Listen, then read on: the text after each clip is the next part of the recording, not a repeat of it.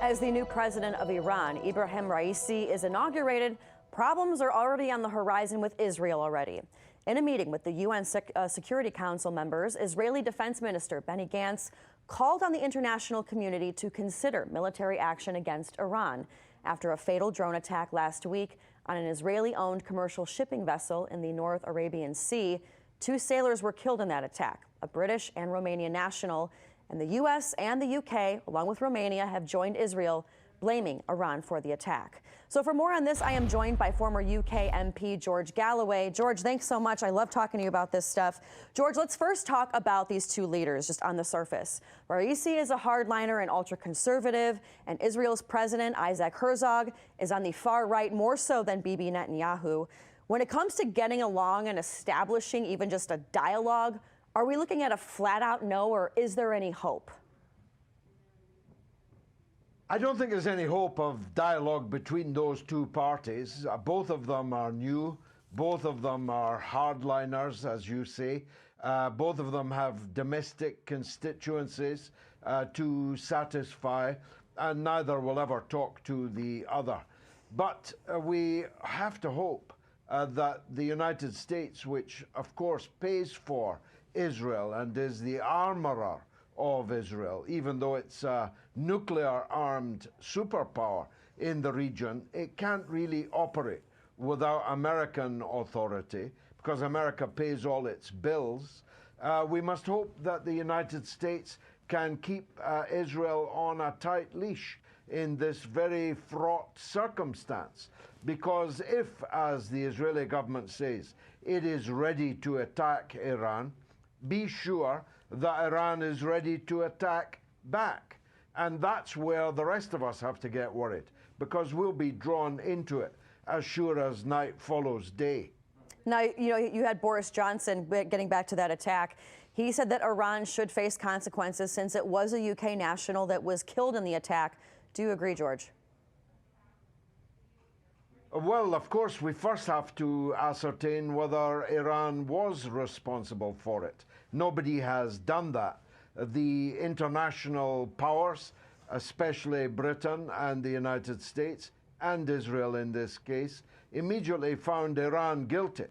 But of course, Iran has itself been attacked. Its leading scientists assassinated in broad daylight. Its shipping attacked by unknown attackers. So there's a jamming up of the Straits of Hormuz with hardware, military hardware, from a flotilla, a naval flotilla of foreign countries.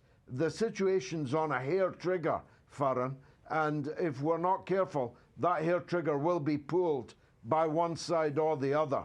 You know, George, we also had Secretary of State Antony Blinken here. He came out saying that the U.S. is confident that it was Iran that carried out this attack.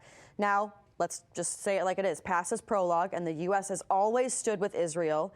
Is there any chance you think this wasn't Iran, but the U.S. is going to blindly always side with Israel? Because, let's face it, when there's always attacks against Israel, the U.S. tends to send them more support, particularly money. Well, they were equally confident that Iraq had weapons of mass destruction, of course. Good point. And that turned out to be a complete lie. So I no longer take pronunciamento from political leaders seriously. I want to see evidence. If Iran did do this, it should face consequences. One of my countrymen was killed, but nobody investigates the attacks that go the other way. I've lost count of the number of leading Iranian academics that have been assassinated in the street, almost certainly by Israeli-backed opposition figures, maybe even by Israel itself. Nobody investigates these things. Nobody is asked to face consequences for them. We need to dial down this aggression, dial down this tension. That's what the U.S. said it wanted to do when it said it would go back into the Iran nuclear deal. Maybe somebody that doesn't want the United States to go back into the Iran nuclear deal has staged this whole thing. How can we know? We ask the ancient Latin question, cui bono? Who benefits? Who benefits from increased tensions in the Persian Gulf? Sure ain't Iran, and it isn't us in Britain and the United States either. And I do ask you, though, who do you think benefits if there is that conspiracy of, you know, this happens and somebody's going to benefit in your expertise? I'll give you... Go ahead.